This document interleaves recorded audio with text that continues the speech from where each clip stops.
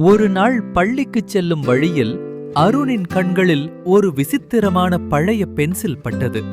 அதை எடுத்து பார்த்தபோது, நான் வரைவது நிஜமாகும் என்ற மாய வார்த்தைகள் அதில் ஒளிர்ந்தன. இது உண்மையா என்று சோதிக்க அருண் ஒரு சிவப்பு ஆப்பிளை வரைந்து பார்த்தான்.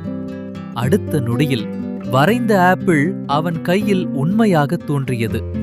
மிகுந்த உற்சாகத்தில் அருண் ஒரு புதிய சைக்கிளை வரையத் தொடங்கினான். மாய ஒளி மின்னியது. உடனே ஒரு அழகான சைக்கிள் அவன் முன்னால் தோன்றியது.